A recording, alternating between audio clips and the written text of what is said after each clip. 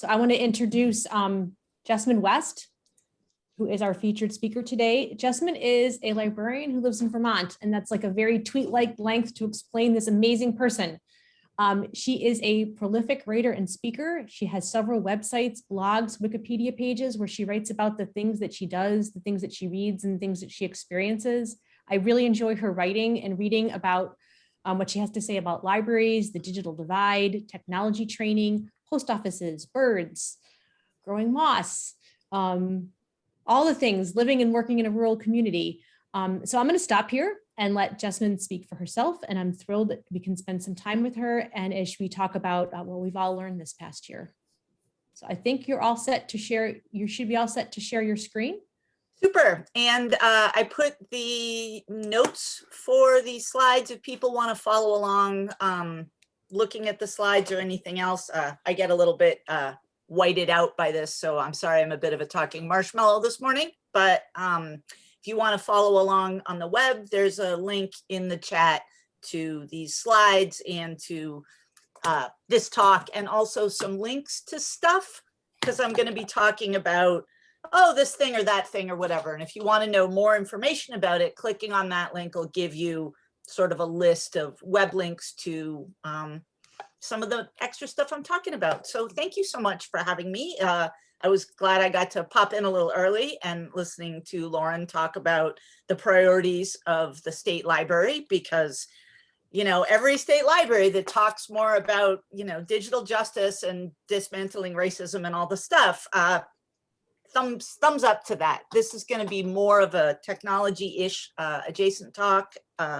than my usual sort of to the barricades discussion, but be that as it may, I'm going to talk a little bit about what we did with technology this past year. So my name's Jessamyn, and thank you, Tessa, for that introduction. I'm a technology person with a library background.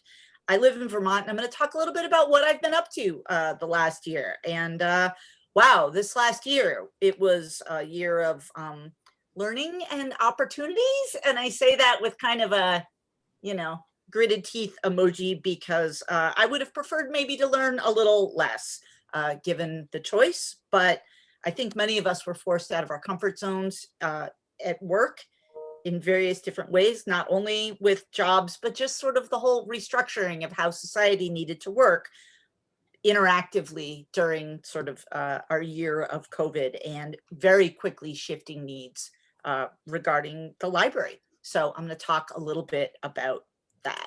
And whoop.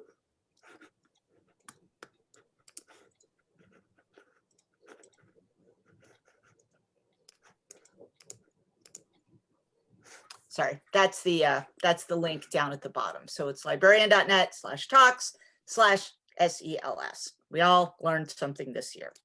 So I should note, and you know, feel free to not read this entire page, but I'm a person who actually likes learning things. It's great for my job. Being in a situation where I'm forced to learn things isn't actually the worst. And during COVID, I live alone and I mostly work from home. So my personal situation was fairly straightforward this last year. Many people, and I think it's safe to say most people, did not have my good fortune, or maybe they don't like to learn stuff. And I don't mean that in kind of a crummy way. I just mean it in a, you know, people have a lot going on. This is one of the digital equity issues. Maybe you're up to here figuring out how to make rent, or how to get deal with food insecurity, or deal with a whole bunch of other challenges at home. Learning one more technology thing is not something that's necessarily fun for you. So one of my main operating principles, as I did what I did this year, has been thinking about least intrusive but most helpful help, right? Not everybody's going to watch a 1-hour seminar on blah, blah, blah thing to be able to learn the thing about their phone that they need to learn. But least intrusive can also be a personal boundary, which I'll talk about a little bit later in this talk. So I live in a small town. It's right in the middle. Some would argue the geographic center of Vermont. Oh, and I also wanted to mention, I didn't mention at the beginning, if people have like a real quick, like, hey, got a quick question, I can see the chat going by. If I use an acronym that's unfamiliar or whatever, please feel free to stop me and just ask what that is, but there'll be time for questions at the end as well. So I live in a little town of 4,800 people, but it's also the big town in our county, and the county is one of the smallest counties in one of the smallest states. So there are a lot of digital divide issues there. We were, lucky is a weird word to say in relation to this past year, but we were somewhat lucky in terms of COVID. Rural areas just have a tendency to do slightly better. Our governor is not a nut, and our state library was really just supportive. And for both of those things, I am grateful. However, my work, besides, public speaking like I am now and doing sort of writing and researching digital divide issues, is running a little thing that I call drop-in time. Like, I named it once 15 years ago and the name stuck. And what can you do? Where people come into the library in a certain time window and they ask technology questions, and it's fun, right? They ask whatever they want, and we try to puzzle it out together. Like, I know some things, but I'm also just fast on the Google or DuckDuckGo, and that can help, right? Figuring out how to troubleshoot a problem is almost different than knowing the answer to the problem. And there were often in the past multiple people at the same time who were at drop-in time, and that was actually one of the best parts of it, because people could not only learn from each other, but understand what some of the other technology challenges were, maybe a little further down the road, or maybe a little, maybe a little past where they were, and then they could help those people, which was great. So here's an example of what it looked like in the library. This is us all crowded around the table, obviously in the sort of before times, but that's Brian, who's all the way on the outside. He works at the local stove factory and has a smartphone that he's not super comfortable with, but he's going to a Bruins game and the tickets are on the phone. And what he needs is to figure out how to make the phone show the tickets when he gets to the Boston Garden, or else he can't see the hockey game, right? So we're coaching him through how to, get the link, put it in his digital wallet, etc. Next to him is Elliot. Elliot is my intern.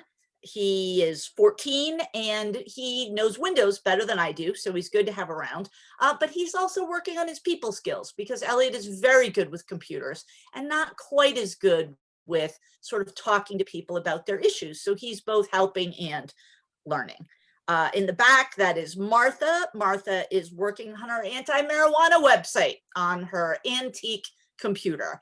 And, Martha and I have spirited discussions about the things she's posting to the internet, but ultimately what she needs is to learn to use WordPress. So we help her with that.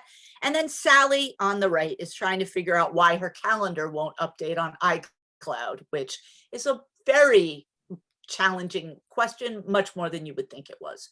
So when I have drop-in time, it's mostly, but not entirely, older people. It's mostly, though not entirely, older technology. And these are people who are not in a situation maybe to get a newer computer, which is what the computer store would tell you. We have a great computer store in town, little collective. But honestly, when you come in there with your 12-year-old laptop, they're going to try and help you get a laptop that works better, not, provide life support for your existing laptop. So people come to me. And a lot of times, exactly what Lauren was saying earlier, people are working with multiple challenges, right? Maybe they've got old technology, plus they don't see super well, or maybe they've got, a phone that somebody else gave them and they don't have the password to do the thing they need to do, and they're trying to figure out if there's another way to do it or how to get the password, etc. So lots of different, often intersecting challenges that they work with. And back to sort of the slide that I started with, we basically are finding that once sort of things shut down, and that was about March 17th for me, I believe that was my last actual drop-in time last year, and everything suddenly became a technology problem, right? Figuring out how food worked was a technology problem. How to get in touch with people other than the telephone, technology problem. How to, get entertained. What was the things you were going to do? School was the huge one, right? Work, a lot of people had work from home options, but they didn't necessarily have work from home situations.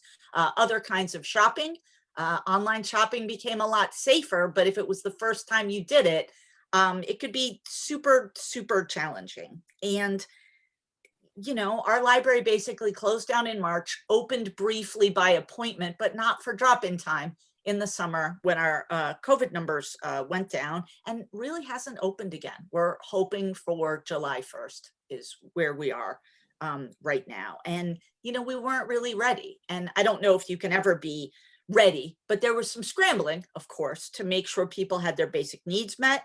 And, you know, as a local technologist, suddenly people who were, you know, tootling along okay at home suddenly had a lot of technology needs and a lot of mitigating issues. And we needed to figure out how to both serve them, but also serve them safely. And also because I didn't have as many mitigating issues, did not have children who needed to go to school, did not have to learn a whole bunch of stuff from the beginning, I immediately became sort of the go-to person. And here are some of the things that I did. And one of the things that I think was the most interesting to people that I talked to about this is so much of this was not really about the technology.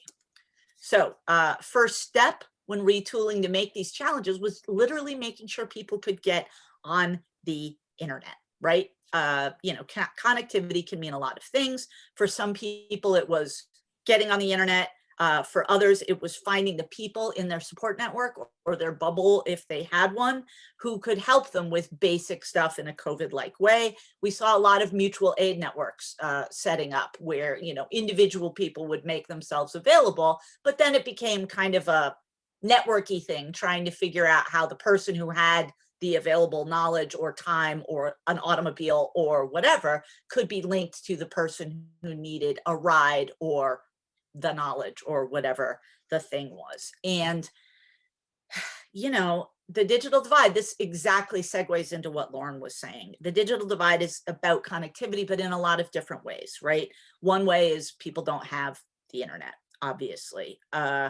Many tech companies poo-poo this idea. It's like, it's not about getting people online. It's, you know, people don't want it. And maybe you hear this in sort of what people are saying in the news today. Oh, people don't want to work. And, you know, the actual translation of that is you're not willing to pay people enough to have these jobs, basically. And, you know, there's a lot of research, and this is my first like link is on the page, but there's a lot of research that says, it's not true, that really if you lower the price for not only getting access to broadband, but getting access to devices that can interact with broadband, suddenly a lot more people get online. We know that this is true. Internet service providers kind of don't like this because, well, they don't make as much money if they're not selling this to you, but also it likes to, you know, they like to believe that it's somebody else's problem and that it's not their problem to solve.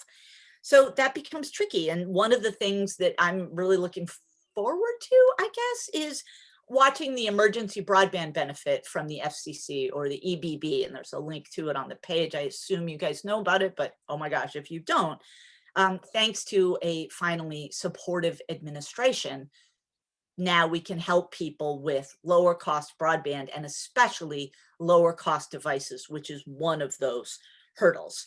And looking into people who didn't have internet at home, one of the connectivity problems we found was, especially we started with the people who needed online school, right? Because they needed internet immediately or as soon as immediately as we could. And it was sort of the most urgent situation. And, you know, it wasn't just paying for internet. In many cases, it was this complicated logistical issue, like a family with children lived up a half-mile driveway. And so, you know, cable internet went down the street. But then you need not just someone to pay for the internet at the home, you need someone to dig a trench from the road to the house. And that person is outside of the usual network of, you know, internet provider people. And you need to find money to pay the person who digs the trench. And you can't do that with the emergency broadband benefit. And that becomes tricky, right? And so one of the things we did a lot was making phone calls, organizing. Who do we know who digs a trench? who do we know who can find the person who's got the backhoe, who can do the thing. And when I started working in technology, helping people with computers and et cetera, I never really thought I'd be on a group call trying to figure out who in town has a shovel, you know, to solve these problems. But they were tricky in ways that are actually tricky, not just like, people don't want to pay for it, because we found that's actually sort of not the case. And we also had, this is a website down in the corner for the Randolph Area Mutual Aid Network. It is basically 7 or 8 embedded Google documents. It is a nightmare of user experience, but it does actually have a lot of good information. Where can you get food? Where can you get money for emergency housing? Where can you get money to help with your heating bills, which was a huge deal in the winter, et cetera. And so, you know, part of what I did as a person who's good with the internet was either help people navigate this weird website, because they were doing the best they can. We all were doing the best they can.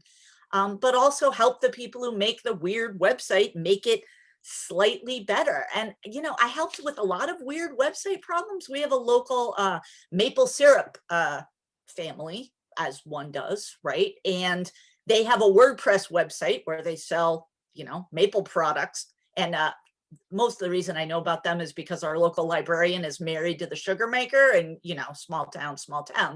But their website wasn't working because there was something wrong with their online store. And so helping the maple sugar syrup concern with their online store so that they could get back in business was another sort of technology problem that seemed like it was digital, but it only kind of was. And last thing that we sort of found with this was, you know, there were a lot of phone calls involved. And like, I'm one of those kind of, you know, Gen X-y people who doesn't really love making telephone calls. Like, I, you know, feel like maybe I could live my whole life without ever making a phone call again, for the most part. But for many people, you know, the phone became the thing, right? It's like print books, right? For almost everybody, though not for everybody. You know, print books have the lowest barrier to entry. And so, you know, as much as ebooks are terrific, and I love taking 300 books on an airplane when I used to do that, print books work for the most people the most of the time. And the telephone is another one of those things. We had a rural library in Georgia, Vermont, because we have many of those. It's like you guys have your Rome and et cetera. We have our Georgia, who basically, when the library closed down, they used their library catalog to get a list of what they called their frequent flyers, you know, the people that came to the library the most, which wasn't always the older people, actually, which was kind of an interesting surprise. And just, you know, made some phone calls. Like, hey, it's the library, just making sure things are kind of okay where you are, and we're shifting to digital, and we just wanted to tell you about it. And so the presumption wasn't, people will see our website and then they'll get their ebooks and everything's great, right? Libby's so easy, everybody can get an ebook. Well, I mean, yes and no, right? And those phone calls worked great locally. People felt supported. People felt, you know, paid attention to. They felt like the library was being proactive about their needs. And it was really funny to me when I mentioned this on social media. So many people were like, oh my God, if the library called me at home just to see how I was doing, I would die, right? Like, I don't want to make a phone call for the library. I don't want the library to call me. I don't want to be the librarian who has to call people. So this is a tactic on which reasonable people disagree, but it did work for our small community in Georgia, Vermont. And I wouldn't have thought about it because I'm one of those, you know, phone people. And for another person who I work with a lot, down in the corner, that's my friend Marion. Marion had a lot of health issues, and so you could only during COVID really deal with her from a distance in her, you know, outfit. But Marion is very hard of hearing, and Marion got a caption phone right before COVID. And caption phone, pretty straightforward. It translates the audio that people are coming into a big screen where you can sort of see it. But if maybe you're not in existing hard of hearing communities, you may not even know that a caption phone is a thing you can get very cheap or free, depending. And again, there's a link on the link page to these caption devices. but it can really be a game changer for somebody who is at home. The phone is their lifeline, but they don't hear super well.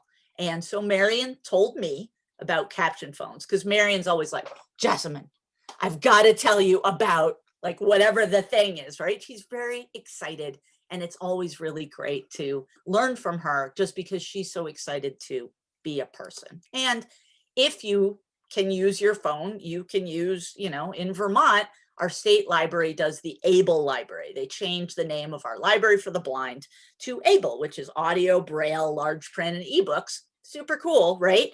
And they can get you books in a whole bunch of different formats. They've got a webpage.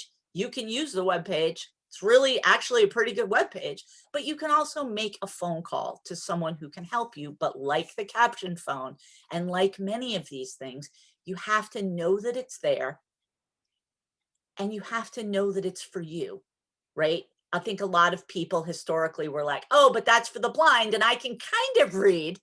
But then, they're working with large print, which can be really challenging, or they just want to read something that we don't have in a large print format.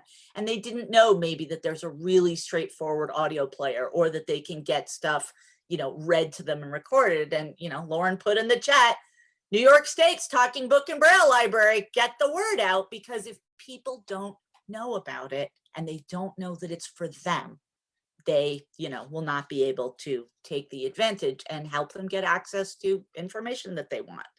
And above all, I would be asking, when I was dealing with people who had technology challenges, and you saw kind of my crowd, are we dealing with a technology problem, or are we dealing with an accessibility issue? Because they're the same but different, right? Like, is someone not able to use their computer, or are they just having trouble with the mouse? Because there's a lot of pointing devices. Trackballs are really great for people sometimes who have, motor skills, coordination issues. A lot of people hate those touchpads on laptops, and I don't blame them. And there are options, right? You can hook up a drawing tablet. You can hook up, a mouse if you've got that touchpad and you hate it, or if you've got a mouse, we can get you a touchpad. There's just a whole bunch of different issues, but a lot of people just think they're bad at computer. And I feel horrible for us, the technologists, not being a lot clearer about what people's options are. Like, is somebody bad at email, or do they just need the computer's font size enlarged, right? It's like 2 taps on your keyboard.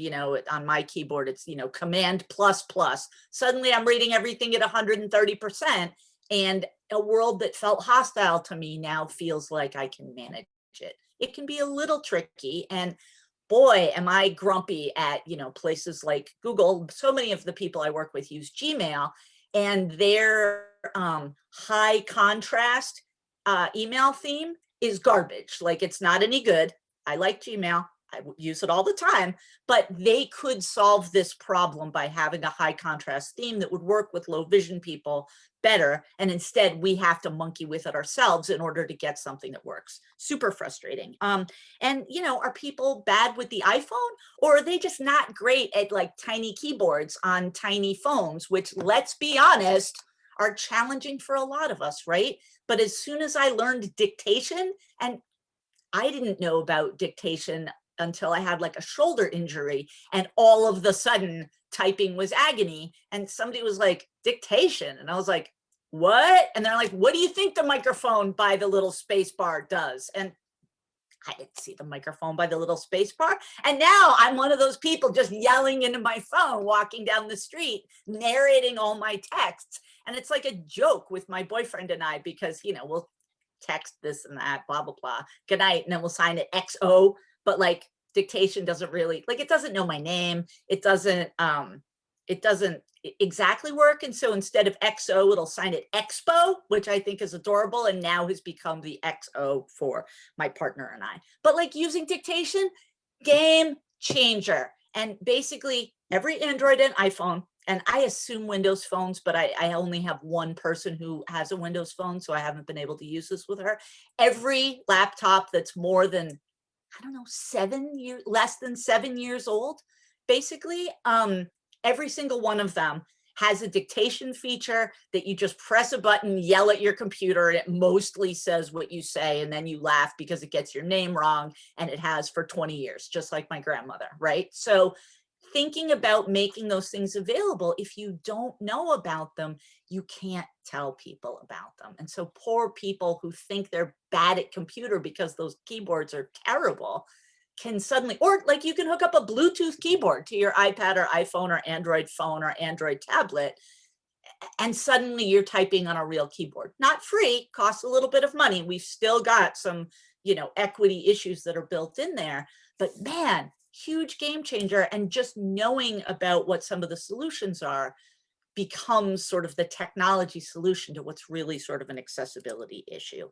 And so, the trend among all of these sort of options that I discuss is this idea of scaffolding, right? You'll probably hear everybody talk about scaffolding in some way.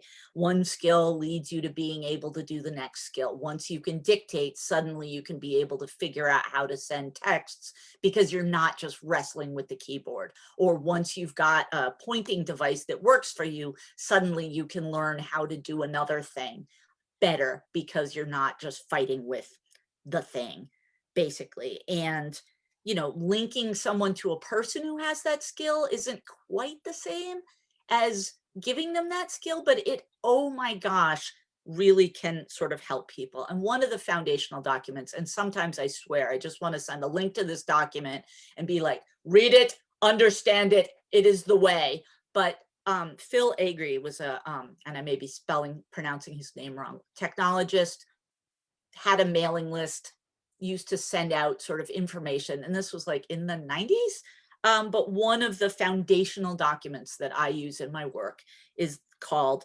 How to Help Someone Use a Computer. And here are two really short excerpts from it, and two sort of pictures. So basically, knowledge lives within community of individuals. The extent to which you can get people, and I'm sort of riffing on this, but the extent to which you can get people with communities of computer users, they will do better than if they're going it alone. And this is like all the institutionalized problems, right? Poverty isn't about giving someone more money, though that certainly helps, but it's also about being within a community of people who can help manage resources, right? Food insecurity, food is a big part of that, but also being within a community that can help manage those resources more usefully helps people learn how to deal with problems with those resources. And, the thing I also think about is down in the corner, primary goal, not to solve the problem, but getting them one more step down the weird Candyland road of being sort of efficient technology users. So these are two people I've worked with. That's John on the left with the beard and the hat. We're helping him fix a corrupt Outlook file over Zoom while my iffy internet threatens to basically hang up on us because rural Vermont, right? And then on the left, or on the right, it's left, my right, whatever. The other guys, the two gentlemen, is another John with his father, Mel. Mel's 95, and he needed to get something notarized. And the emergency, whatever stuff that came in Vermont basically allowed us to do notarization over Zoom. Awesome. But very few people were, the Venn diagram of who's a notary and who wants to do this work over Zoom was essentially, as I could tell, two intersecting circles, and the only dot in the middle was me.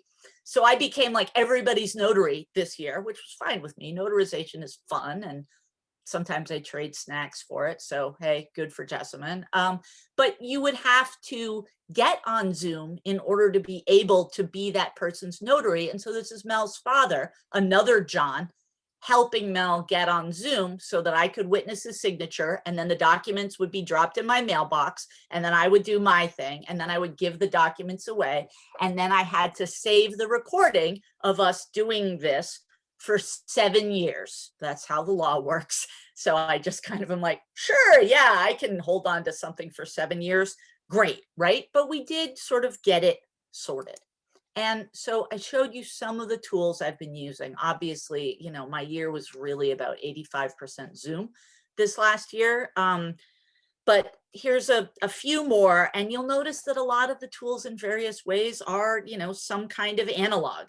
The most important thing for me and the work that I did was taking things down to the basics, the smallest skill that somebody already had. If people are comfortable with email, funnel as much help as you can through email. Here's a link to a support page. Here's a link to a Zoom conversation that we're going to have. Here's a very long email with, screenshots and circles and arrows on each one, showing you where to click in order to do the thing that you want. And some things did actually, and this was one of the more challenging things, especially in the winter, some kind of in-person help when in-person help wasn't available. So, people wanted to get rid of a laptop, but they were concerned that their personal information was on it. And, I'd be like, well, just drive kind of a railroad spike through it and that should work. And people were like, can you just help me in some technology way? I'd be like, well, I guess I can do that. And, or, people had a new iPad and it just said hello to them. And they were like, I have no idea what I'm doing. And so they wanted some help, but we couldn't be together. And so we did this like weird Lorax thing where they would leave things at the bottom of my stairs. And then I would sort of come down and get them and do the things up in my little second-story apartment, and then come down and leave them for them. And they would pick their stuff up and leave me some muffins. And man, the baked goods were good this year. But, the big deal was being sort of available to that. We'd have sort of this drop-off thing, the library, because we were all working remotely, would be like, you did what? And I'd be like, I don't know, they dropped off the iPad in the mailbox and then I set it up for them and then they left me some muffins and etc. Here's your muffin cut. And it totally worked out. So basically, logistically, we still did drop in time, but we just did it virtually, right? Usually the conversation would start, people would call the library, because I don't like if people call me directly, because that way, just Gen X here, very difficult. But they'd call the library or they would email me, and then we'd start a conversation. And more than in-person drop-in time, not in-person drop-in time was a lot more conversations. Well, why don't you try this and get back to me? Why don't you tell me what's up and tell me how I can help? And we would expect it to go back and forth a couple times, instead of like, show up, here's your medicine, go away, hooray, now you're healthy. It would be a little bit more like, again, one step down sort of the Candyland road to having this work. And recognizing that one of the things people, not everybody, but a lot of the people who were in my sort of cohort of people I worked with had time. And it meant that in all but the direst emergencies, we could do our slow motion scaffolding and not have to fix things all at once. So we could send home some instructions. We did a lot of curbside pickup, as I think every single library did. And we also did curbside printing, which actually I think we're going to keep curbside printing, because then people don't take up a personal. They don't take up one of the public computers in order just to print a thing and then fight with our printer for a while. They just email us a PDF or a Word document. We print it, leave it for them. They throw some money in a box. It's perfect, right? It actually works better than the current system that we had. So we'd send somebody home with a handout, or, and then circle back to see how it worked. And the circling back is an important part. It's one of those things I learned in library school, right? You have your information storage and retrieval system, and part of it is circling back and being like, did that even work? Because a lot of times people don't want to tell you that maybe what you did for them didn't work. Either they feel like it's their fault, which is a huge equity issue because certain people are more inclined to feel like the problem is them. Or it just didn't work because your advice was terrible. And so how do you rectify that? You have to circle back, have a delicate conversation. Hey, how are things going with that? Open-ended, give them an opportunity to be like, yeah, that doesn't actually work. And, here's my landlady. She had a laptop that was new to her because her other one broke. We found her this weird Linux laptop, and Linux wasn't the worst part of this problem, but it had a touchpad, and she's not great at that. You may be able to tell from this picture, but she is quite elderly. She's 97 now, And I just drew a big handout of what the trackpad looks like with pen and paper so that she knew which was the click and which was the right click, which, you know, if you're sort of like me, you know that that's tricky for people for whom it's not second nature, right? Why do we call one thing click and the other thing right click? It's weird. It's very weird. So, you know, she was the only in-person person I dealt with for the first sort of 6 months of this. And even then, a lot of the work I did was handouts. And like I said, with sort of the circles and arrows, a lot of stuff had fiddly setups, right? You'd have to tell somebody to click a thing, but the thing was only visible after they clicked the other thing. And this is really hard for people, right? It's not quite an object permanence issue, but it kind of is. You tell them they click the delete button and they're like, where's the delete button? You're like, you'll only see the delete button after you've checked the box next to the thing. And I sound like, I don't even know what the right way to say what I sound like is, but this weird wild-eyed, no, you'll see it later. And just, I can understand why they don't love that advice. I don't love that advice. I wish the delete button was always there so that they could know where it always was. But instead, I make these little handouts or like these huge emails. And a lot of times it'll be like, number 1, click the thing. Did you click the thing? Number 2, you should see the other thing. If you did not see the other thing, go back to number 1. And, you know, I say it loud with my, you know, yelly voice, but I wasn't using my all caps email. I was just, you know, try the thing, the other thing, etc. Or if they were looking at something on their computer and they were trying to explain it to me. And one of the things Phil Agri talks about is like, people don't always know the words for stuff and what they're saying. Like, you know, the joke that I often use is like, my Yahoo is broken. And you're like, I have questions. But, you know, to other people who, you know, don't live and breathe this stuff, it's a completely sense-making thing. And so, you know, we'd have the reference interview to be like, when you say your Yahoo is broken, what exactly are you trying to do that you can't do? And a lot of times asking people about their expectations. What are you trying to do? What were you expecting to see? What did you see instead? Okay. And if somebody's seeing a thing, more and more of my patrons now have smartphones, which is, oh my gosh, a blessing. So even if like saying, you know, take a screenshot is a little technical, very good link on that page of links about how to tell people to take a screenshot on every platform. I used it a lot. But you could say, hey, can you just take a picture of your screen with your phone and then email it to me? And for some reason, some of the phone tasks were actually easier to do than some of the, you know, computer tasks. But we could also sometimes use Zoom or Skype that had desktop sharing, which was great, or Windows Remote Assistance. I did not use that as much, but it's definitely available for Windows 10 users. And being able to share somebody's desktop, you know, it feels kind of like an odd privacy invasion, but realistically, it can really help solve somebody's problem if you can put your eyeballs on whatever it is that they're sort of trying to explain to you. And sometimes people would have a situation, maybe with their home internet that was working kind of weird, or maybe with a device that you just couldn't really fix remotely. And it was helpful for people to have not only having somebody tell them, oh no, that's actually broken, because they're not sure. They don't know what can necessarily be fixed by a good conversation or somebody clicking a thing.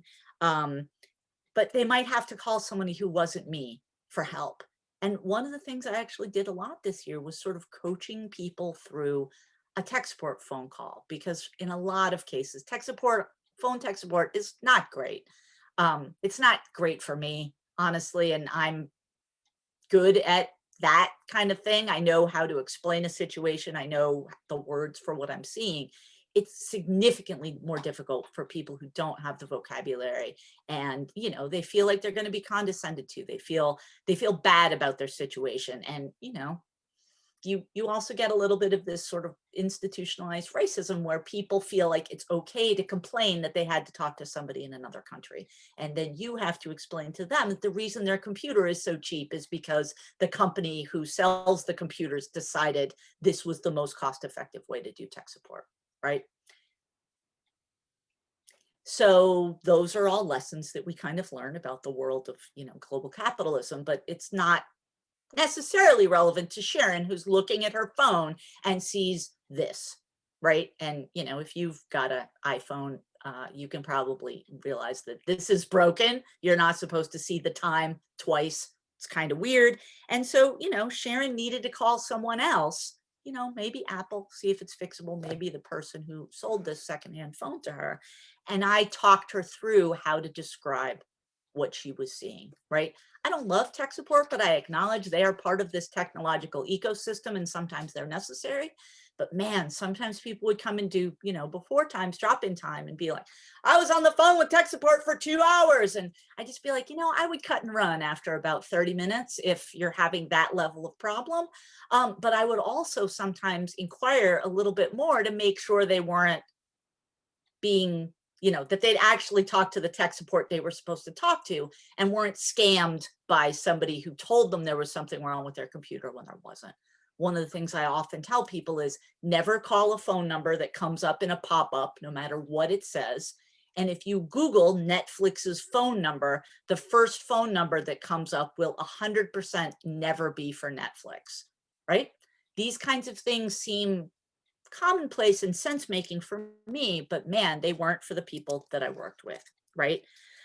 So of course, patience, as you can imagine, is part of this. I'm not necessarily a patient person, but I can play patience at my job and I'm fine with it, right? It's one of the things that I have learned more, that maybe you're not going to resolve people's things immediately, but if you remain there with them as you work with them on this problem, honestly believing in your mind that, the work is worth doing, people learn at their own speeds, and people learn in their own ways, right? And one of the things I like the most about the work that I do actually is remembering how many different ways there are to do computers, right? One of the things Phil Agri talks about, you've forgotten how many things you thought the computer could do for you, the magic that you thought was inside that box, where you thought it was really gonna save you time and it was really gonna, save the paperless office we were all gonna have, right? Very exciting. Swear, I've printed out this actual talk because of the way Zoom shares the screen and doesn't let me see my presenter notes. Paperless office, are you kidding me right now? But we've all forgotten all the ways we felt like computers were magic. Not that they aren't still in some ways. It's pretty cool I'm able to even do this.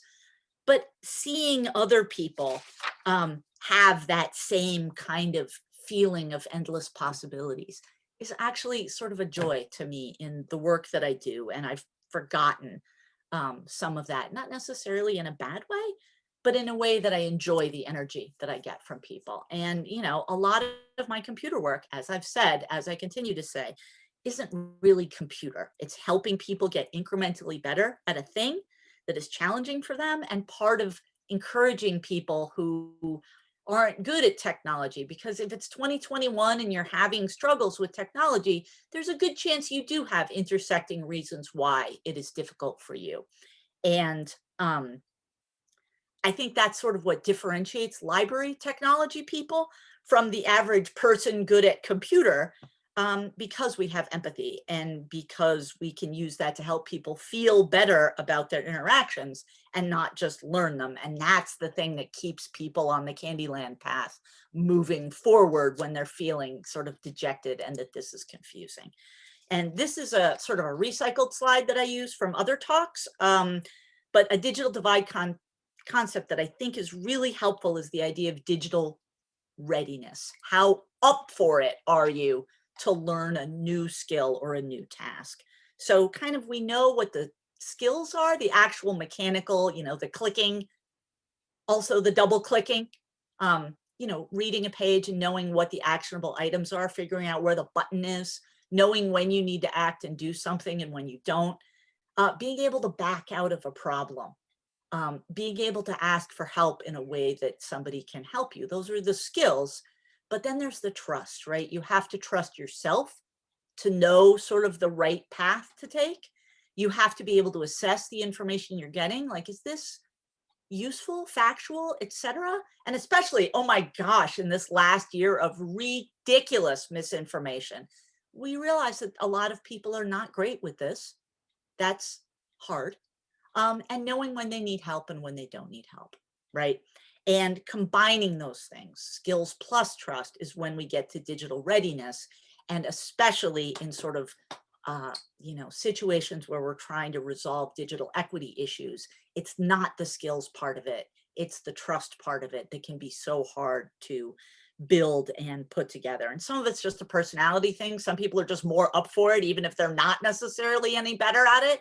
But a lot of people can be timid or anxious. They think of the computer as like $1,000 thing, that if they click something wrong, they're going to break something. And if it's your $1,000 thing, or you feel like it is, and like money is your huge concern right now, you're not going to be as cavalier as somebody who, is maybe using the school's computer, and if they break it, they'll get another one, right? And those are really different. And those are equity issues that we can sort of help resolve. And sometimes that trust issue is as much telling people about what they don't need to do with confidence and telling them they're kind of doing it right, as what they don't do, where advertisers are sort of telling them otherwise. Do you need to pay for virus protection? Probably not. There are a lot of free virus protection tools out there. Let me tell you about them. Do you need two-factor authentication on your email? Well, it's a good idea, but honestly, is this just your home email? And oh, you don't have a cell phone, so getting a phone call every time you want to log into your email is a super headache, or you have to ask your daughter or somebody else in your family? No, let's not do that right now. Later, maybe it's a good idea, but now you don't really have to. Do you need to upgrade to a DSL package when your DSL isn't working right now? No, you don't need to upgrade. You can just talk to them about fixing it. Let's talk about that phone call. So a lot of what I did this year was helping people practice, practice, and practice some more. Practice sending an attachment, practice sending a text. Let's practice Skyping. Let's practice on Zoom. This is Shirley, or the top of Shirley's head. She had a violin recital for a family member. She didn't want to miss it, but she also didn't want to show up feeling like she didn't know what she was doing. And we worked on how to show up in a Zoom, how to get your camera aligned properly, how to set up your name so that it's the name that you want, how to mute, how to unmute, how to turn off your camera once you've waved at everybody and you don't want them to watch you, drink your coffee or eat your breakfast.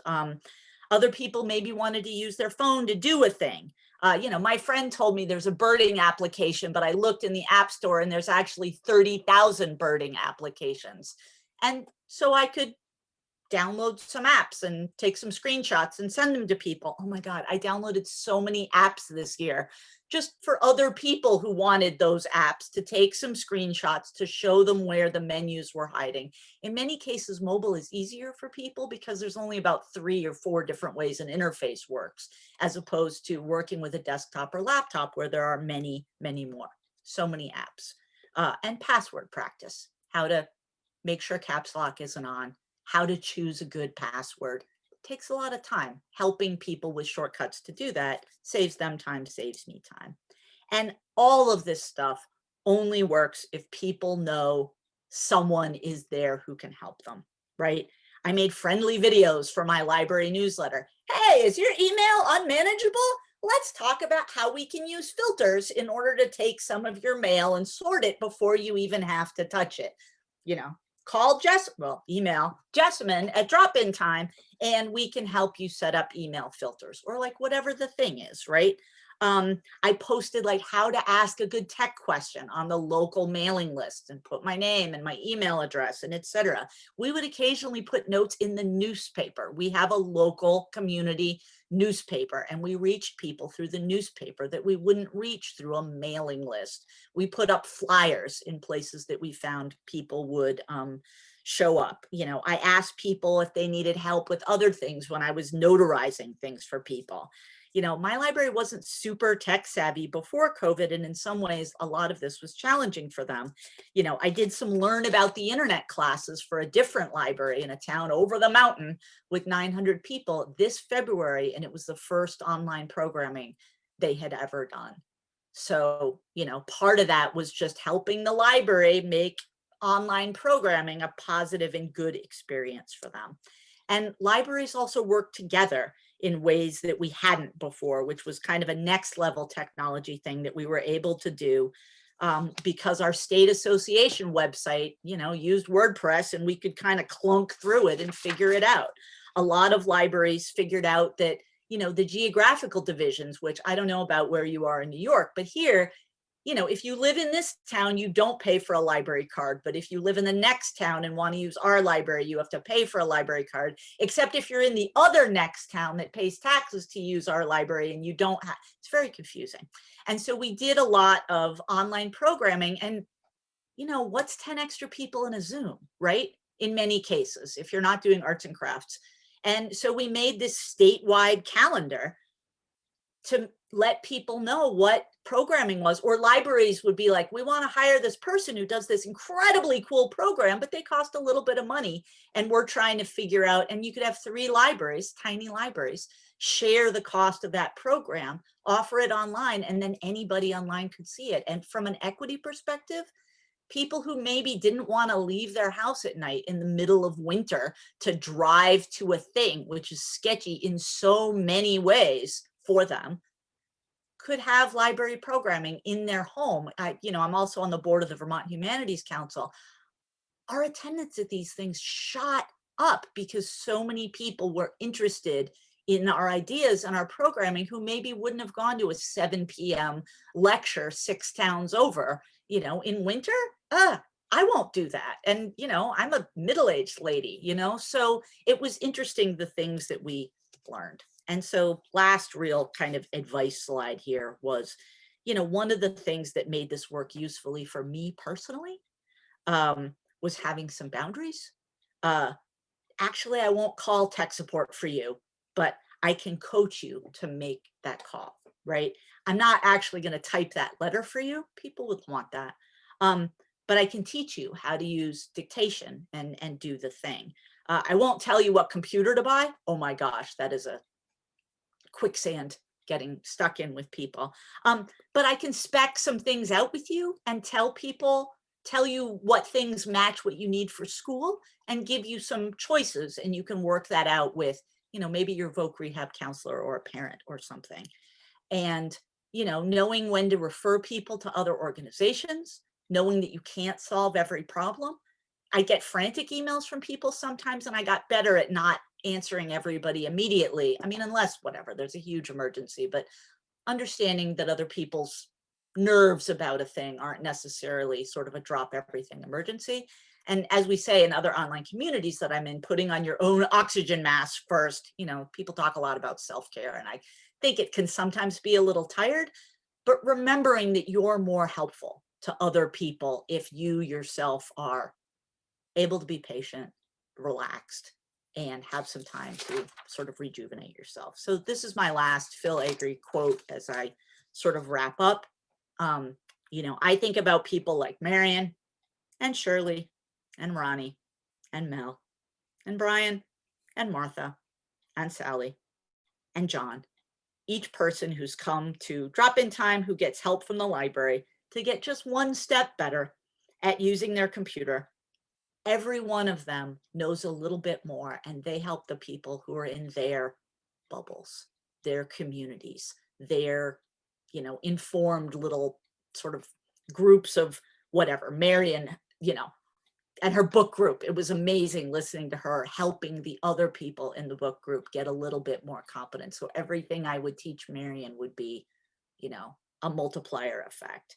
And, the stuff isn't always even technology. And every time we say, yeah, you can do a thing, or, hey, that's great, good job, you're doing it, or we can fix this.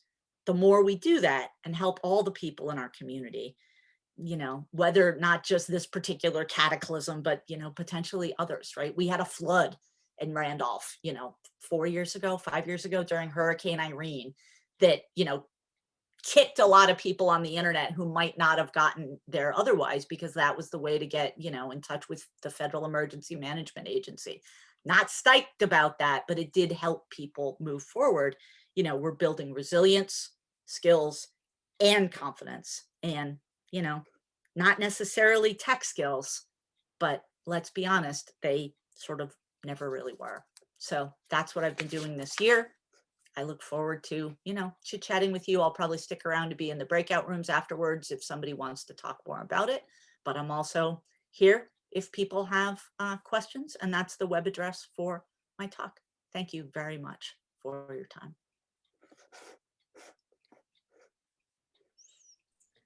Thank you so much, Jessamyn. I don't know if you saw some of the chats, but people were appreciating your humor throughout. I don't know if you could see our smiles. Yes. So yes, applause. I see. So we do have a good 10 minutes for questions and conversation. And so at this point, you know, if people want to unmute themselves or take off your cameras, we have plenty of bandwidth to do that. So if you want to raise your hand, shout out, use the chat, we'll make it work. And if people have interesting stories about what worked for them that were, you know, different than what I did, I would love to hear about them, because again, I feel like as librarians, we learn a lot from like, oh, you know, the Georgia librarian and her list of phone calls, wouldn't have thought of it, you know, super helpful and appreciated in her community. And I feel like especially in rural communities, though not always, people really bootstrap stuff in fascinating ways. So if you have a story, I would also love to hear it. I'm sure there are stories because we've all had a year. I mean, I had a story from this morning. You missed me in my video snafu. So I couldn't get it to play and Zach had to run into my office and fix it for me. So yeah, we all have. Thanks, Zach. I'm sure people have stories. I mean, New York is, you know, we're neighbors and we have obviously we have so many library systems and such an infrastructure in New York, but it made me smile when you mentioned the town over and the library cards. That's the same here. And access. Did you have a thing, Sarah? Go ahead. So I work for Southeastern and I was working on a grant for disaster planning for libraries. And what you were talking about in terms of building community and connections beforehand and you know, increasing resiliency, that's what it kept coming back to, is libraries can be a resource for their communities, but you have to start ahead of time, and all those connections. And you know, just what you were doing this past year made my little disaster planning heart sing. So just thank you for sharing your experiences. I'm kind of a nut about disaster planning, to be honest, just because like it's such a tangible thing you can do. I think the New Jersey Library Association did a huge disaster planning thing that they open sourced. And, you know, I just yell at people about like, hey, being ready, huge, right? Big deal. Yeah, I found their handouts. So, right, little plug for the resilient workshops. If you go to the Southeastern website, it links to the LibGuide, the support of the workshops, and the New Jersey like handbook and guidebook. It's a fantastic resource. Yeah, and even like goofy stuff like, hey, if you're a place that people can go charge their phones, I mean, I think for you guys, you know, in New York, like there was a different hurricane that was the problem, right? But whatever the things are that you think of that could, you know, potentially break, that you could potentially, you know, sort of offer to people in a way, you know, doing remote story time, whatever. Like I talked briefly about the Rochester Library, which is, you know, population 900, and that was over the mountain. And we did these, you know, very simple, once kind of every other week for 6 weeks, you know, talks that, to be honest, weren't even so much about the content of the talks, but it was literally about getting their community used to the idea that the library could also be providing information online, like the, you know, not that they don't use ebooks and that kind of stuff, but the uptake for a lot of the online stuff is very low. And the librarian herself, to be honest, not super up for it, mostly because she's a completely different kind of person. She's the whole, I don't want Google, Apple, Facebook spying on me. So, and nothing wrong with that as a perspective, but it does, I think, inform how excited she is about helping people get on Google, Apple, Facebook, you know, and the first talk I did was literally like fun things you can do online, like helping people find resources, you know, which YouTube channels are fun, where can you play games on the internet, just stuff that if you really are an offline person, you might be interested in. And the librarian, who I love, and I work with her and I do drop-in time at her library sometimes too, and she pays me in bakery gift certificates. You may notice a theme here. You know, was like, can you do it like things you can do online and outside? And I'm like, yeah, those aren't the same, but sure. Also, here's places to go hiking, right? But you know, whatever you need to do to sort of adapt to the community. I think in a lot of cases, people who are very good at computers can't always, and no shade on anybody who's good at computers, but can't always do that empathy bit or put themselves in the shoes of, you know, Phil, I agree. Again, I feel weird being such a culty person about this, but, you know, one of the things he talks about is you've forgotten what it was like to not know this stuff. You've forgotten, you know, how hard scrolling is if you've never scrolled. Why does this scroll now and the other things scroll differently? Like, oh my God, our mutual aid network and their 18 nested scrolling things. Very difficult if scrolling is hard for you.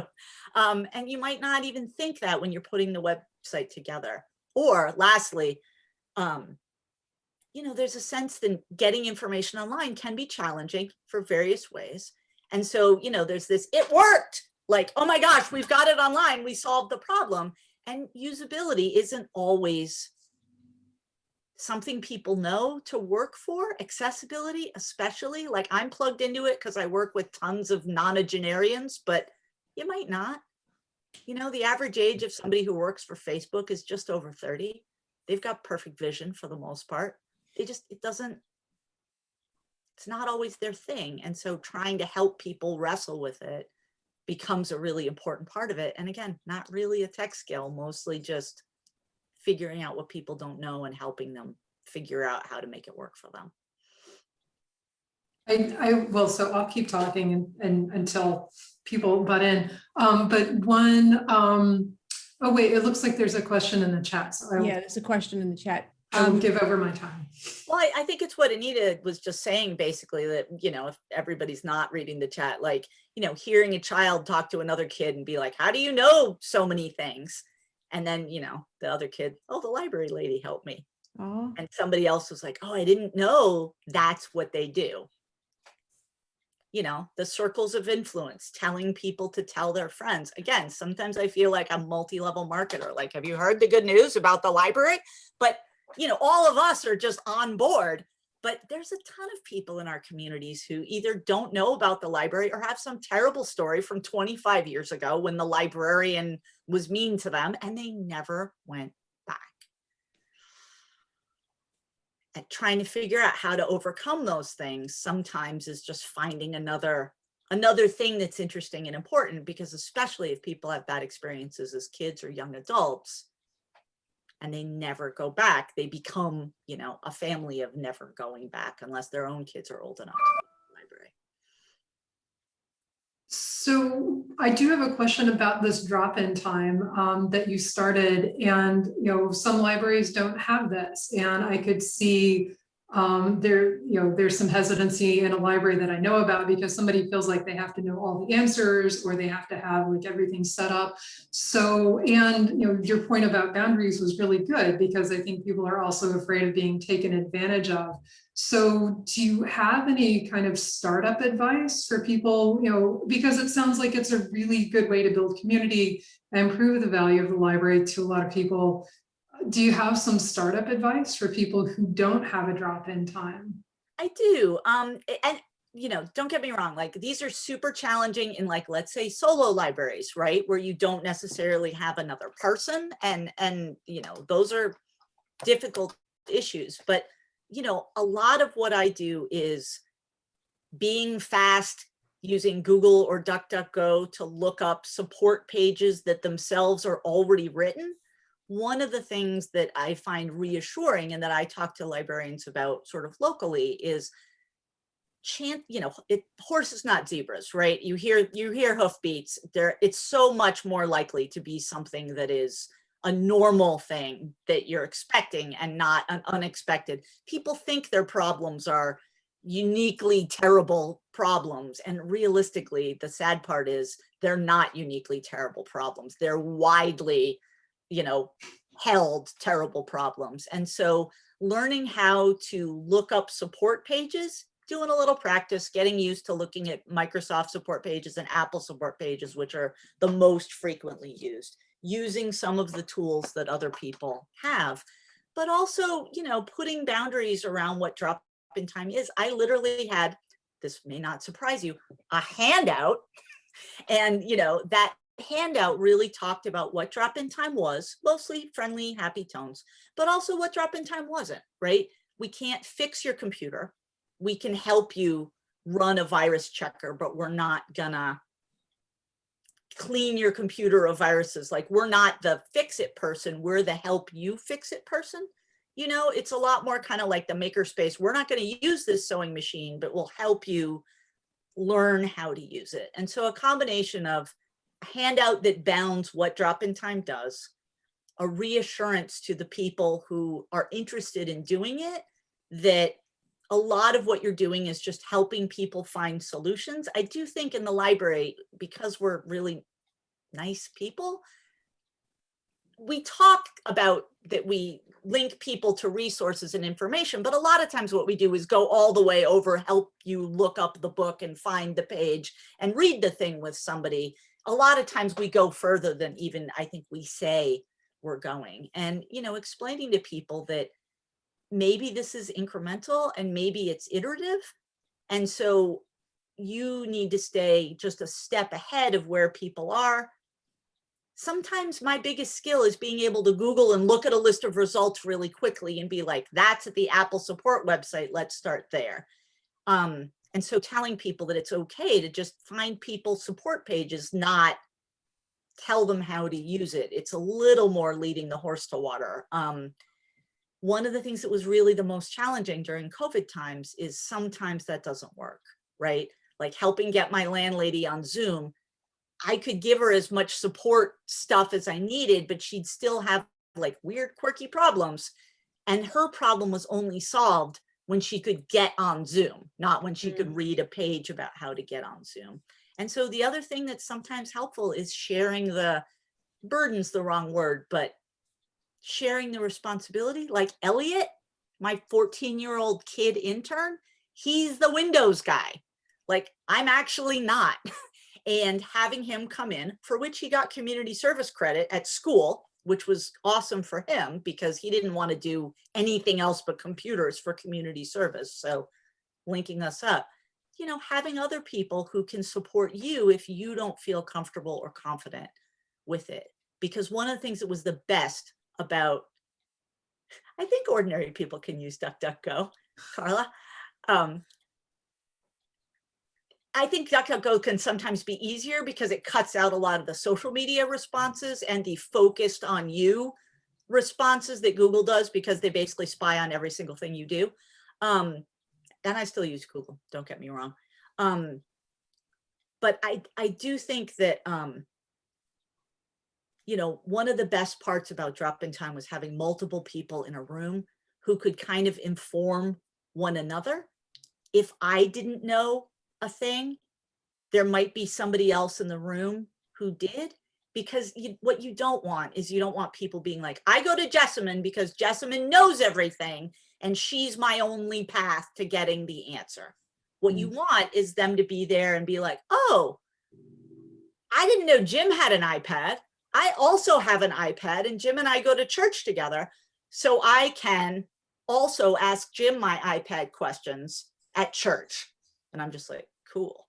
Because it's not helpful if they think I'm the only person who knows things. And so a lot of times, again, Phil, I agree, they see me not knowing and being able to look a thing up. And they feel like looking a thing up is part of solving the problem, not a thing you do because you don't know. I actually had a Twitter interaction yesterday. Firefox just updated, new Firefox, I hate it. very upsetting. I had to Google how to get rid of new Firefox look because I hate it and was sad. And, you know, I talked about it on Twitter. Oh, I Googled this and found this. And somebody was like, like, I'm so bummed you have to, you know, get on the internet just to figure out how to fix that problem. That's such a bummer. I wish I could fix it myself. And I'm like, I did fix it myself. I fixed it by using the internet to fix it. Like, how do you think fixing it works? You know, it's that old joke about, you know, God during the flood being like, who do you think sent the boat?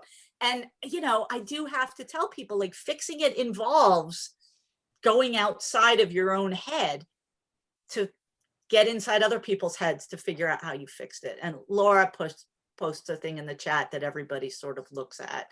The idea of repair cafes. Oh my gosh, do I want a repair cafe at my library? And oh my gosh, do they not want to do this? Where you can go to a place, you know, in a safe way where everybody is. You've got a broken lamp, you meet Forrest, who's really good at fixing electrical cables, right? Otherwise you'd have to go. I don't know about you guys.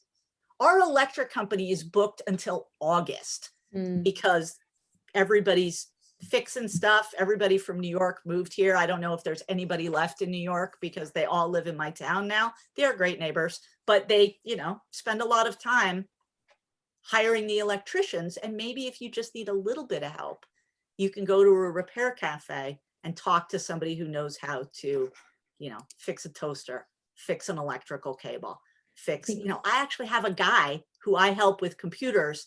I'm going to get him to help fix the plug for my waffle iron because he knows how to do that. And then we can trade. And honestly, I've had too many muffins and I love how you network up there and you barter and you are so engaged in your community. So thank you so much for this talk. I think it was great.